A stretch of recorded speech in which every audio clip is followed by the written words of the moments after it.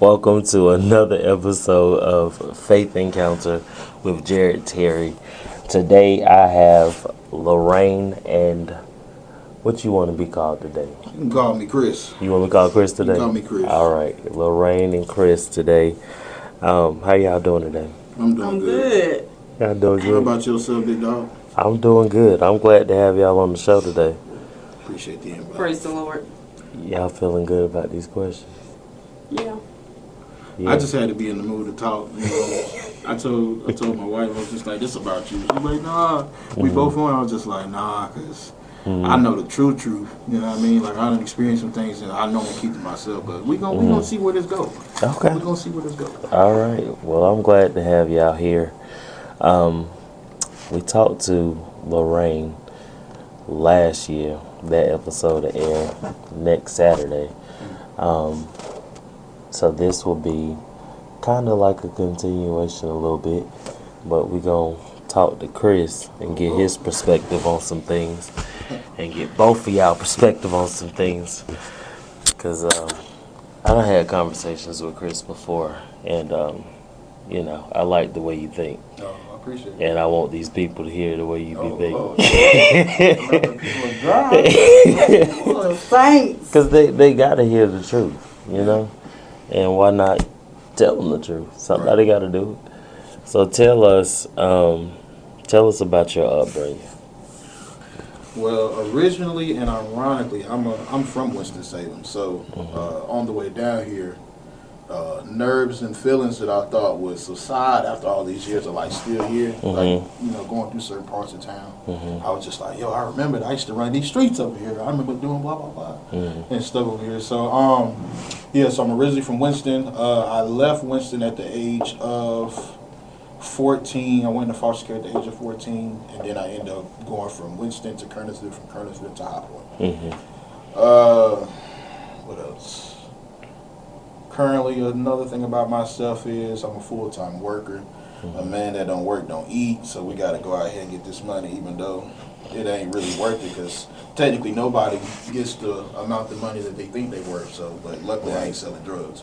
Right. You know what I'm saying? Nah, I ain't never sold no drugs.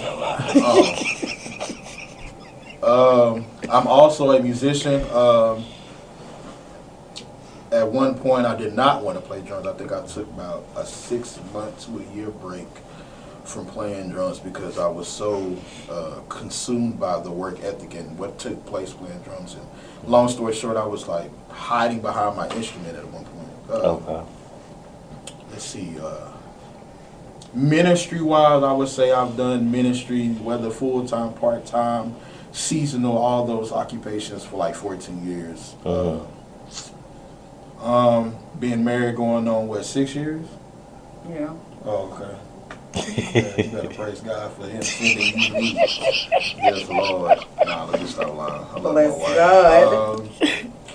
What else? Yeah, I think that's all. That's good to me. Yeah, I think, yeah. For right now. Yeah. You said that you felt like you were hiding behind the instrument. Yes, sir. And delve into that. What do you mean by that? Oh, we finna get down to it. All right, so there's multiple things that will help people understand that claim. So during this particular time, I had told my wife, like, you know, I think 2 years before all certain stuff happened. Like, we went super, super hard in the ministry. Like, whatever we was asked to do, we did it. No matter what any narrative has been painted against us. Like, sow seeds, put on services, help fund services, travel, whether we had the gas to do it or not, work jobs, still came in, never tried to be late. Whatever they asked, whatever was asked upon that had to do with one of us, we did it. So other things started transpiring, man, and so outside of what was instructed to me by God before I turned 30, as I turned 30 and transitioned to the age, I started seeing everything that he told me. It was like a timeline. Like if somebody could visualize a timeline, every little whatever the little line is in it, like that's exactly like how it happened. Like right up back to back. So it got to the point, man. I started drinking, bro. I went from weighing like 200 pounds to like 250, like straight liquor in me, bro. So, and it was, I'm not smiling because it's funny. Well, technically it is funny now, but I'm smiling because it's just like, this is my testimony though. Right. That I don't, like, most people don't know that, you know what I mean? So they just thought like, you know, Chris is Chris. Nah, I wasn't okay. Like, I thought I was okay, but then I really wasn't okay. Like, I was doing that type of thing to try to help me sleep and stuff like that, because I was working 5th shift, so I wasn't really getting sleep like that. So, I remember I told myself while I was liquored up, I was just like, I'm going to just play the drums as hard as I can. I'm going to see if anybody really going to catch on. Like, I'm broken inside. I really want to see they just going to keep doing what they doing and say what they say. All I kept getting was just, like, all this optimistic stuff. Like, I was getting all this optimistic stuff, and everybody was trying to down my wife. Like, put her down, tell her that what she wasn't doing. Like, whole time, I'm the one that's really, like, going crazy out here. Yeah. And like, once when I acknowledged the fact that I was hiding behind my instrument, once when I, you know, transitioned from that, I told God I didn't want to play drums no more, because how I was doing it and how I came out of it, it wasn't right. You know what I'm saying? I really was using my instrument to hide behind, like, what anybody had to say. Like, but it was still weird, because it's like, y'all don't smell this coming out my. I'm over here sweating like I'm in the Pirates of the Caribbean movie, bro. Like, I'm Davy Jones and stuff. I'm drenched. I'm coming in with white shirts. I'm leaving they dark gray. I'm just like, ain't nobody got nothing to say to that. So, yeah, like I didn't want anything to be said to me, but I did. Like, I was, it was just a lot. I wouldn't say like it was denial. It's just that I didn't want to hear optimistic prophecies. I wanted to hear the truth. I wanted to hear what everybody said the enemy was going to expose, and I wanted them to know that they were the ones that was going to be exposed for what they were doing, because they thought they were doing the right thing and they weren't.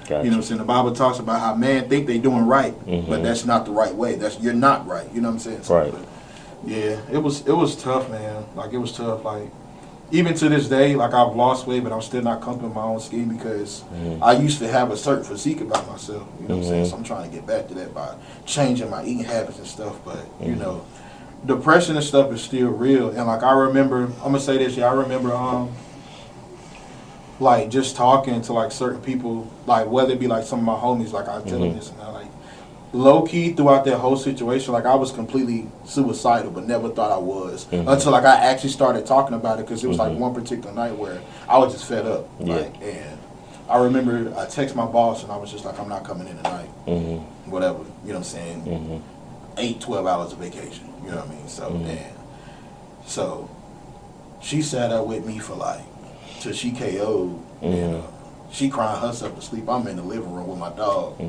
I texted her as soon as I heard that she was, you know, she was asleep. I went in to check on her, and I came back out, and I texted her. I was just like, I'm finna drink up all the alcohol in the house, and then I'm gonna stop drinking or whatever. Man, I was on the game playing Call of Duty, get my sniper rifle on, and normally I don't die, bro. Nah, I started getting my skull popped, because like, I was becoming so disoriented that I had no focus and I couldn't aim right. They were just like, bro, what's going on, bro? This ain't you. And I'm just like, man, I'm finna get off. So I tried to, you know, turn everything off and get up, and like, I couldn't stand up straight, because I was just like that. I had a lot of alcohol that night, bro. So my dog at the time, she was trying to like keep me from falling. Like, she was like on my hip, like standing up, like trying to keep me up. So I finally got to like the bedroom door. I'm leaning on the door, trying to open up the knob, head this way. I ain't even looking where the knob was. I got to find the knob down there. Go in the door. And then it took everything in me to get to the bed, bro. So I sat on the edge of the bed, and like, I could not pull myself into the bed. Wow. Because like, I felt like that heavy. I felt good. I ain't feel good, but I felt heavy. Next thing I know, man, I'm sitting on the edge of the bed, and I guess because I was frustrated because I couldn't pull myself into the bed, and like, everything that had happened that day or had transpired like during this whole timeline, like, I just went off, man. Like, I was, you know. And I wasn't saying like, you know, godly words neither, because I was overflowed with like, I was done. And so I'm saying what I'm saying, and then Loraine was just like, what's wrong? Like, she sat up and like, I'm just gone. I'm just like, man, I don't even care no more, bro. I'm on the edge of the bed going crazy, drooling, slobbing, everything. I'm looking crazy. So she ended up pulling me into the bed, And then I just remember just like hollering. I was crying out, bro. And I wasn't crying out to God, bro. I was just crying out. And like I remember that she just started praying, bro. Like she just started praying, like coming against the enemy and stuff like that. And I ended up falling asleep. I woke up with no hangover, bro. Wow. Like a lot of alcohol. Like if I could put them on this table, it's probably this table was full. And I had it all in one cup. Wow. And I drank all of it like fast. This wasn't like no 2-3 hour thing. Nah, I probably played the game for like 2 hours. In like 2 hours, I drank like a whole tablespoon's worth of alcohol. You know what I mean? Wow. So when I got to work, I told the old head what happened when the OG's in my job. He was just like, I'm just glad, man, you got a good wife. Because if you would have gotten that car, because I thought about getting in the car, going to people's houses, doing and saying what I had to say. Yeah. He was just like, you know why all that happened? And at the time, I didn't know because, you know what I'm saying, I didn't know that's what alcohol would do. So he told me, he was like, everything that was in the back of my mind that I tried to like put down, the alcohol brought it all to the front. And like, I had no control over it either. Like, I was going in, bro. Yeah. And so she asked me if I remember what happened. I lied. I was just like, nah, I don't remember none of that because I didn't want to talk about it at the time. I think I waited, 2 weeks before I said that I did know. I just didn't want to talk about it. And just like thinking about it to this day, like I never let nobody ever make me that low again. You know what I'm saying? Like just say we had kids and my kids heard their dad in the room crying like that. I could have scared my kids. My kids would want to be there or come near me and stuff like that. I never let nobody ever had me down like that. I was down. I was low. Right. I was real low. But luckily you were praying. We were praying. Folks don't like you, but you were praying that I ain't go to them and strangling them like Homer was doing Bart on the Simpsons. Yeah? That boy was strangling that every time he seen Bart.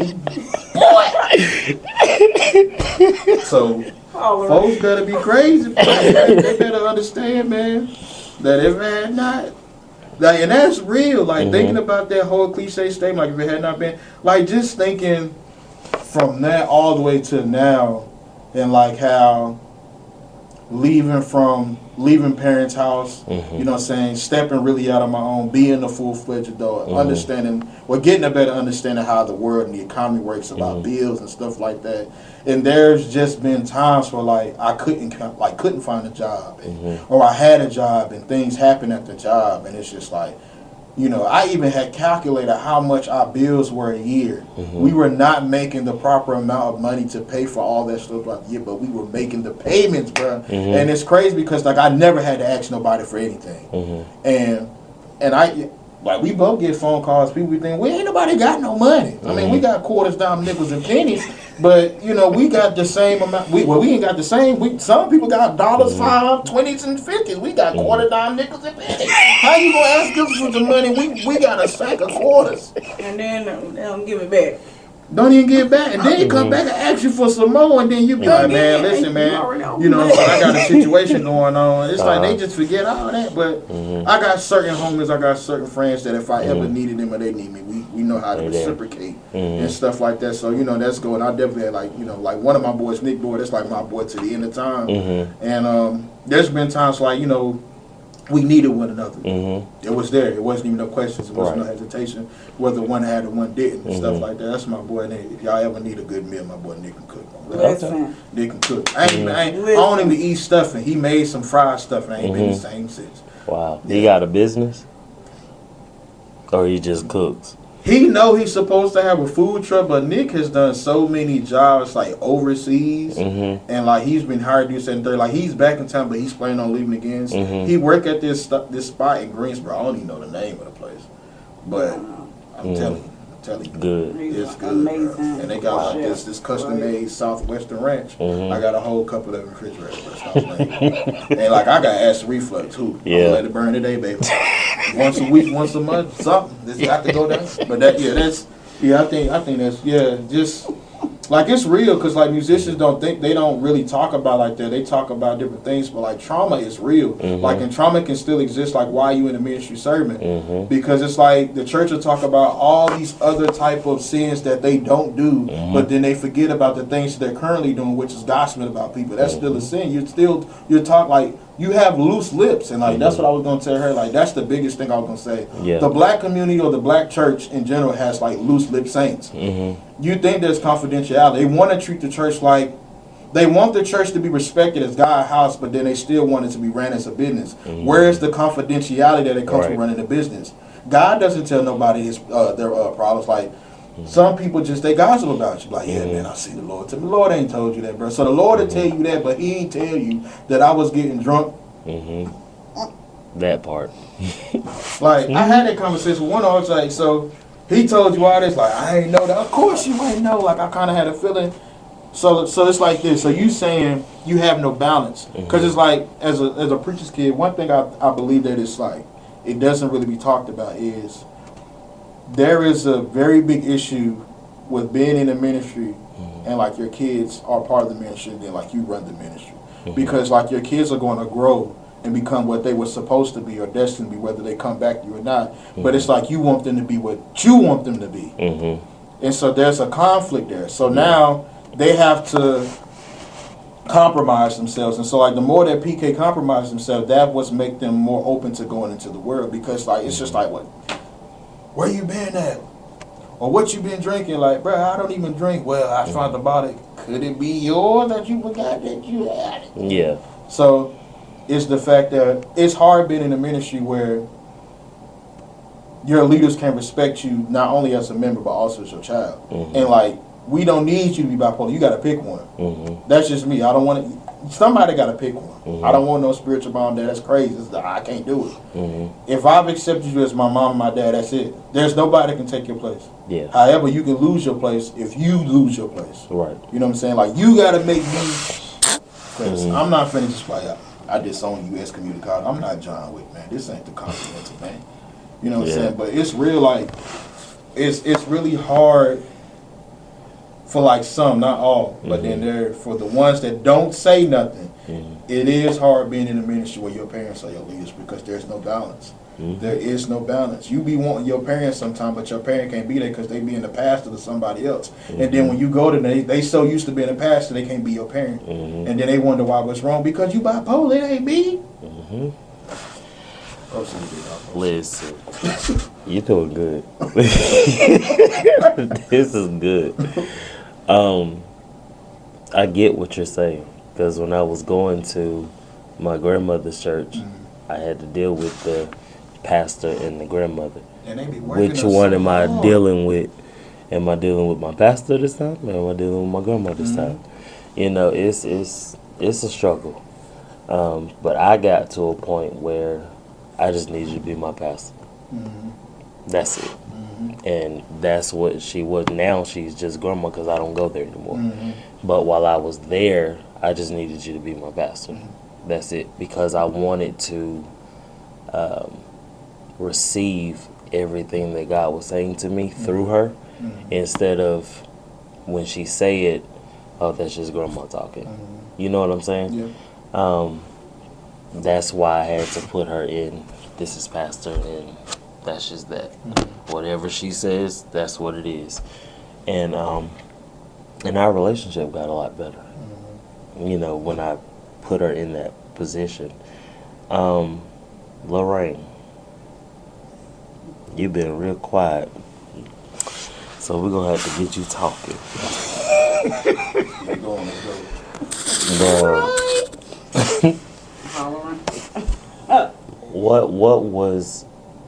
What was your frame of mind and how were you feeling when you saw your husband going through what he was going through at that time?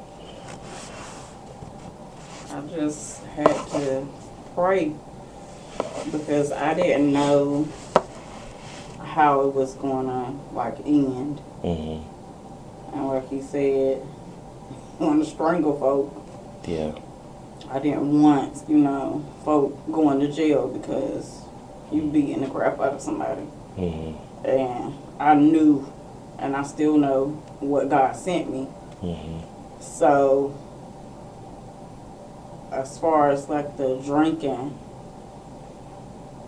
like I've dealt with parents, not as far as my mom, but my biological dad and my bonus dad. And I say bonus dad because I don't do stepfather. Like, because he raised me, so that's, and both of them, they were alcoholics. So I had to deal with that at a young age, like from birth up until they passed away.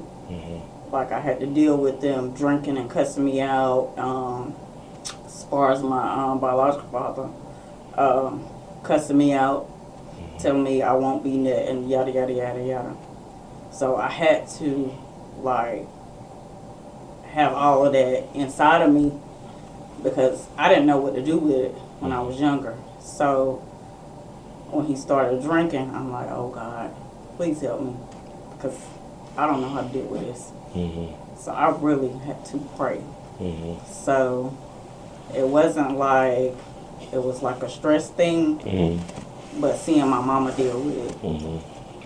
And now, okay, Jesus, he drinking. I need guidance. So like that night he came in the room, I was sleeping good. Probably snoring too. So I just felt him flop on the bed. And like I instantly woke up. And he's crying and saying not so good words. And he's just like, I want to beat somebody up and I want to strangle them. I want to do this, do that. And I just started praying, and it was no other way to deal with it. Especially when I've been in church all my life. From a baby till now. Like, I still go to church, but it's like sometimes I just don't want to go. But it just had to be a prayer life. You had to actually talk to God to be able to get through it. Would you say that situation strengthened your relationship with Christ? I would say it strengthened. It made me stronger. Because as I said, my mama dealt with it for over 10 years or longer. And I've seen her like deal with it and get beat up. Because back then they had them metal bats. Like I don't think they even sell those now. Like she had it waiting on him because she knew like he was gonna start fighting on her. So I've seen them fight. I've seen him go out and spend the money that we're supposed to be paying bills with. And I've seen her get jumped on, him go to jail, he get out, come back, you know, that's still my daddy. So I've seen it all. So it really kind of strengthened my life and my walk with God. I want to add on to that. So, boom. Let's keep in mind that a lot of people didn't want us to be together. So before I say that, let me say this too, because like a lot of times in the black church, we always hear like as like leaders or whatever, they say that didn't nobody want them together, right? So if nobody wanted y'all together and y'all stay together, why would you want the same? Like why would you treat the next ones or the younger ones in your ministry like that? Why wouldn't you want us together? Like why would you keep that cycle going? So I just want to say that. So then, boom. Like with her growing up through there, like she didn't have to be with me after that. You know what I'm saying? Because people didn't already want us to be together anyway. Like she could have left me then. So that lets me know, and that should let everybody else know. This was supposed to be my wife, because any other chick that grew with that type of trauma would have left. She didn't have to stay there. You know what I'm saying? I never put my hands on her, regardless. I don't care what the liquor do. No, that's not me. But instead of her running away, she prayed for me, bro. So people better take heed. If she had to pray for some of y'all, I would have pulled up at your door. Some people think they like that. Some of y'all can't fight. You swear the Lord be fighting your battle. Some of y'all don't got no hands, man. To be really thinking y'all can tussle. No, you cannot. Can't. I'm telling you, they really can't. You be all these other sins they be getting talked about. I wasn't turning no cheeks that night. I was gonna be turning booty cheeks. I was gonna lay people off my knee and.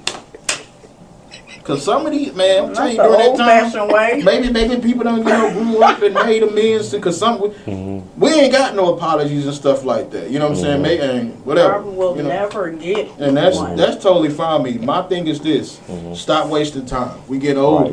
Right. If you don't want to apologize, all right, cool. Stop wasting time. Get to know folk before we get up out of here. Right. You know what I'm saying? Because it's crazy, like being married. We ain't had our parents in our life since we been married. And they can whatever narrative there is. Can't nobody say Chris ain't never tried to rekindle, but I get tired, man. I have my little breaking points. I tell Loraine all the time. I get in the car and I holler. I ain't going no therapy, man. The Lord know. You know what I'm saying? But at a certain point, I still got to keep living. You know what I'm saying? So I try to reach out. If I get a response, I get a response. If I don't, I don't. If you say you're going to call me back, stick to it. I ain't got no call back. Does that mean I don't miss me? Yeah, I miss everybody. But however, you know, it's unfortunate that because, you know, in the black church, a lot of times people like to involve themselves in a situation that has nothing to do with them, and then they make it worse. And then the people that the situation has to do with them, instead of the ones that know the situation, know the true story, and they be like, nah, like, it's y'all. You let them keep running. They going to keep going on. They swear, oh, no, you're wrong, sucker. But it's all right. Keep on. Waste the time. Yeah. All right. But you know, like, when you was a child and you hit somebody and run, that's like what it seems like. Like you're trying to hit somebody, you're hiding your hand like you didn't do it. It wasn't on you, but it was on the other person. Everybody wrong but you. Even science don't agree with that. You mean to tell, out of all the years, you've been with everybody else was the problem? Everybody? But Same situation, different person, but it's always them, something wrong. Every time? If it's the same situation and you're the common denominator in all of them, you're the issue. It can't. It's crazy now. Instead of it being a regular fraction, now you got what you call the fractions now? Because I've been out of school for a little minute, but Me too. What, mixed fractions? Now you got mixed fractions because you got people and stuff involved in it ain't supposed to be there. a mixture. You know how it is to make a mixed fraction a whole fraction. Anybody got time? Who can do it? But I ain't did it in years, and I ain't planning on doing it now. Wow.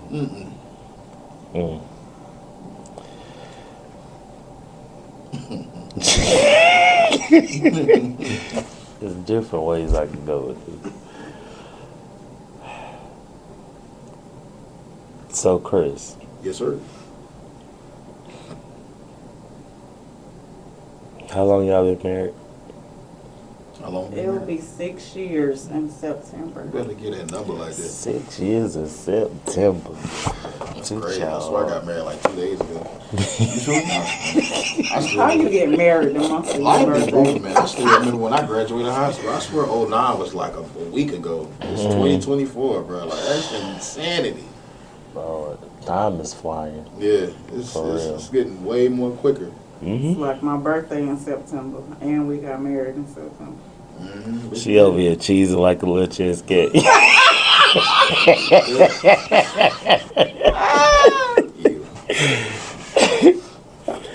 So, this situation, church situation, where has that left y'all now with your view of the church?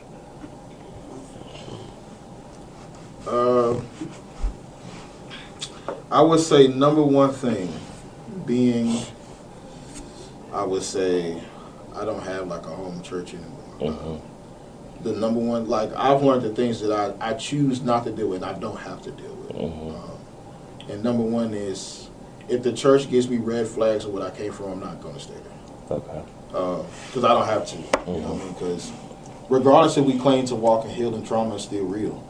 So as soon as you go somewhere and like you thinking that, that place could be home, and then it's just like, boom, now you start seeing this, that, and third, you start to really see the red flags. You don't have to stay there. And so even with that, even if you are at a church and you're dealing with certain type of stuff, God is not going to keep you at a place that has you in bondage. Right. If the Lord say go, go. People can cry and holler and say He's not the author of confusion. Why would he want you to stay in a place where you can't function and be who you're supposed to be? Right. No. Number two, if I do plan on becoming a part of a ministry, I don't want to play drums there. I actually just want to sit, absorb, be taught, and, you know, and go from there. Okay. And then lastly, you know, because there are churches that she go to that, you know, I don't really be feeling like that. You know, it don't be nothing. It's just like, nah, that's just not. And it's not even that I'm looking for what I'm used to. I'm looking for something different. However, like, you know, I just don't be thinking they be for me like that. So, and then there are churches that I play for now. And I just think that out of all them years in ministry, looking back, like, it's kind of not as hard to see, like, or not know if you want to stay there or not. You know what I mean? Because, like, some people be trying to, like, you know, stress to you to join. You know what I'm saying? Like, they don't be, like, just allowing you to just come and just chill. Like, they try be to wanting pressure you into it. Like, the doors of the church are open. I mean, they had to be. I mean, I walked in here through an open door. So it's like, anybody want to be, you sure? I could really, like, and then, like, let people just be. You know what I mean? Like, just let people just come, because everybody not looking for the same thing. Some people just want to be somewhere, be around people. You know what I mean? Some people could just have a whole bunch of going on. They not looking for it. They just want to just be around something else. And just like going to, like, sir, like, we've been to, like, because we couldn't go to stuff like that because there was so much going on. So now, like, going to events and, like, just seeing, like, certain friends and stuff like that, you know, in their own element. Like, it's been a good time too, like, because certain preachers and stuff, like, we were told that they were background. It's not to say that we want to go and be like, we done got to know people for ourselves. Right. I've got to know people for certain people that, like, they were completely off limits. They done came up to me, like, at random times, random places, chopped it up with me and was just like, you remember this, that, and the third? Like, yeah. Well, this is what really happened. Huh? Like, and then the common denominators that was a part of the situation, they confirmed. It was just like, Chris, like, nah, it was really this, that, and the third, bro. It really wasn't none of that. Right. And, like, here I am. Man, I apologize to you, man, because I didn't really know. Right. I was just going off what was told to me. So now that I know the situation, I seen this time. I've heard your side, and I've seen your confirmation of what it was. I had to make amends with people because of that. Being in situations in church, someone sees a Discord badge, sees all for however many amount of years, and then you finally meet the person that was completely off limits, and now they finally tell you their side. You know what I'm saying? Like, it's been a wild journey, bro, since that. Like, since that transition. But I just know, like, I'm not gonna be at a church that, you know, give me red flags. Right. I want to be at a church that, you know, most of all, they care about my soul. They don't care about what I can do for them, because I hid behind the instrument for years. So I know I can hide. If I could do it bad, then I could probably do it again. So care about my soul. Right. Let me know, like, hey, man, listen, man, don't play today. Yeah, man, and talk to me on the side, like folks be wild, like, ain't no way in the world God told you to tell me this over the microphone, or tell people that on the microphone. It's no way. I can't stand that. It's no way, like, in front of everybody. Nah. Yeah, man, the Lord told me that you be having threesomes and stuff on the low. Like, what? You really gonna say? It's like, it be at this point, the stuff I be seeing on the internet now, anything can come out. Like, you know what I mean? So it's just like, nah. And then lastly, like, the church has to be a place where we both feel comfortable going. Right. You know what I'm saying? Because, like, we have to be there in unity as well. And, like, we're an asset to the kingdom. It's not even that we want to go somewhere and do anything. It's just that we're important. Right. You know what I'm saying? And we matter. You know what I'm saying? No matter what our gifts, calling, and talents are, we as people matter. And so we deserve, just like anybody else, to be at a church and be taught and stuff like that. And I think one of the last things I'm going to say, like, I'll be telling her, I don't want an old flame rekindled. Because people be talking about, I seen you doing but I had too much. That was liquored up, Chris, that was doing all that. Yeah. I'm not finna do that again. I'm not finna lay hands on folk and I'm liquored down. I'm in part, like, oh man, I'm telling you. I want to be walking in something completely new. Yeah, there are things that I possess that have to be used, but Nah, certain stuff. Nah, I can keep that back there because that was trauma. That wasn't from a clean heart. Right. You know what I mean? That was just because, oh well, ain't nobody else gonna do it. I'm out there giving people the drunken fist, and they think I'm laying hands. Nah, I'm over there. Nah. Shanghai Christian. That's who I was at that time. So, Yeah. nah, and at the end of the day, that's not good for me because I got to give an account for that. And Right. my self reflection is like way too much. It's like way too important now because I think about like I've never always done things right, and people really don't accept that. Like I've never even out of everything I'm saying, I've never always been a good person. I've never always been a good friend, a good church member, a good musician, a good son, a good husband, a good friend, brother, whatever. I've never always been a good thing. I have made selfish decisions in my life. I've hurt people. I've done things that people don't want to come clean about. But at the end of the day, like, I know that much about myself to where, like, I'm not going to jeopardize my heaven seat, though. Right. Yeah, I will slap somebody, though, on God. Yeah, like, when it comes to, like, people that I care about, Right. if you a part of the tribe or a part of my heart, yeah, I'm really coming, like, I'm really stepping out, you know what I mean? Right. On faith, Christ, God, or whatever they want to say, but at the end of the day, I'm really not trying to forfeit my seat, though, but anybody ever hurt her? Because it's different when you hear your wife crying, man. Right. And then it's just like, even though you try to help pray and coach up, it's just like after a while stuff get old, man. It get old.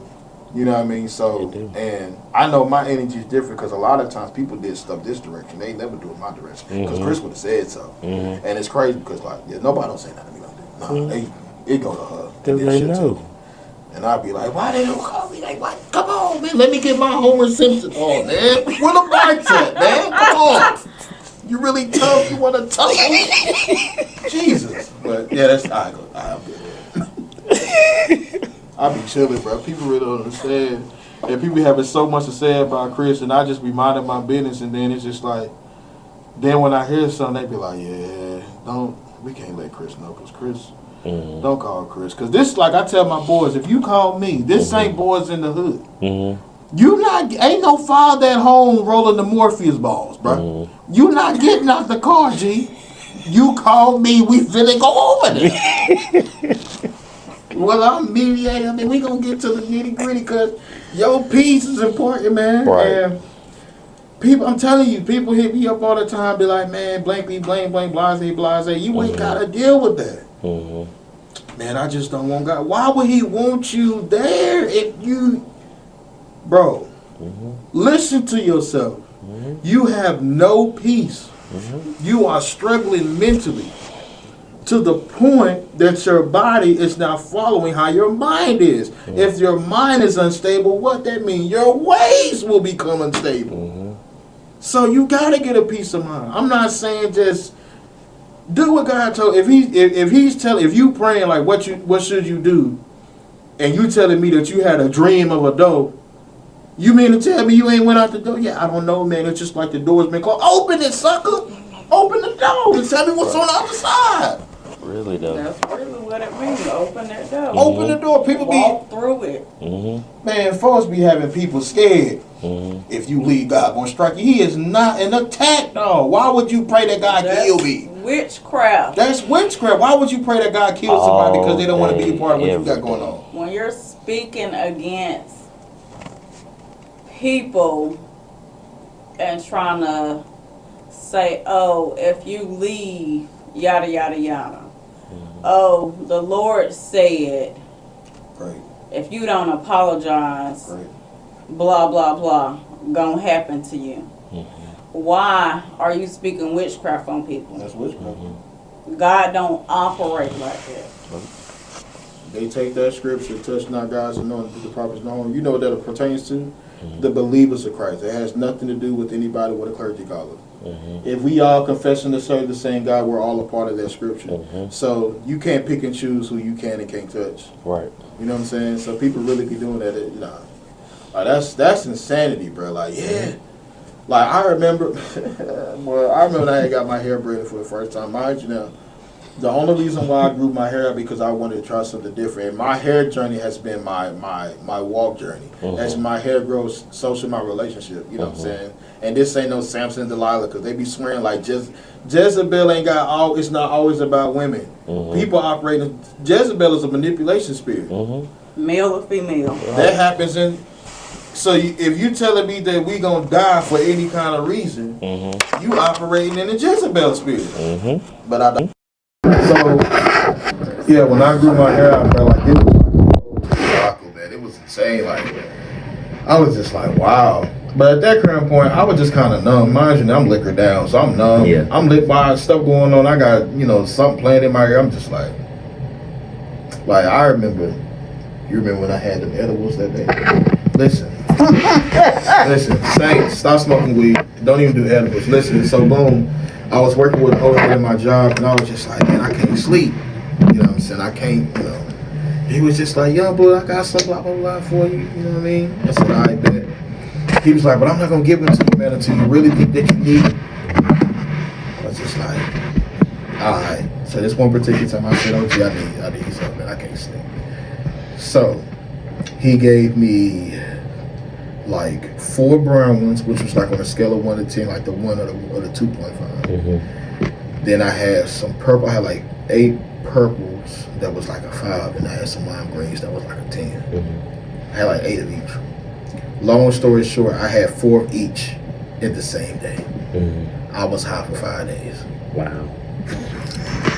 You're not supposed to I hit up.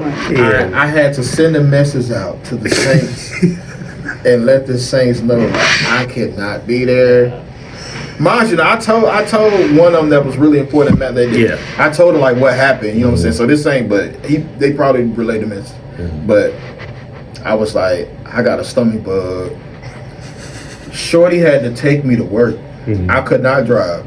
Complete paranoia. I thought the dog was in the living room watching the Avengers movie. The TV wasn't on. She's sitting on the couch looking at me. Matter of fact, when I woke up, because I thought I was going to be straight. I thought it was like, look, you wake up, you good, I woke up, and you remember the dude from Charlie Brown that was always dirty? Yeah. I swear when I sat up, it was like somebody knocked the dust out of me, bro. Like I could not sit up. Like I had to roll out the bed, get in push-up formation, and push myself up to get up. That's how high I was like for 5 days. Shorty took me to work, because I was supposed to work at 6. I was at work like 4. I sat in the break room till 9. And I thought the people was in the break room talking about me. I couldn't hold up my water jug. Like I was driving a forklift. So I had to drive extremely slow. My coworker's like, bro, like you good? Like you don't never drive like this, bro. You been super cautious. I got shades on there, bro. I am messed up. Like, I ain't gonna say I ain't feel good though, but nah, that edible situation, man. People that they be pined up, bro. I don't know. Like I tried to smoke when I was 22 and about died at the church. I mean, not the church, but the bus parking lot, bro. Like I still remember what the grape cigarillos tasted like. I'm sitting there thinking everybody up there, going crazy. Yeah. My brother just like try a little. It was too late. I done took a deep head. He was like, it's over for you, and you gotta let that out. I'm just thinking it's easy as 1, 2, 3. Man, you talking about crying out there, bro.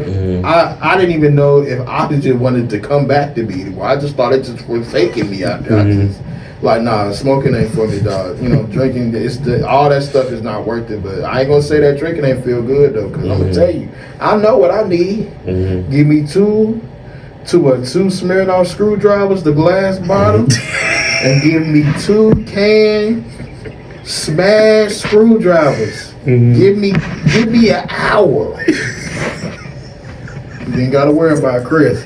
I used to drink to go to sleep. Some people drink a lot of extra. I used to drink to relax. Give me those 4 drinks. Where Chris at? Chris sleep.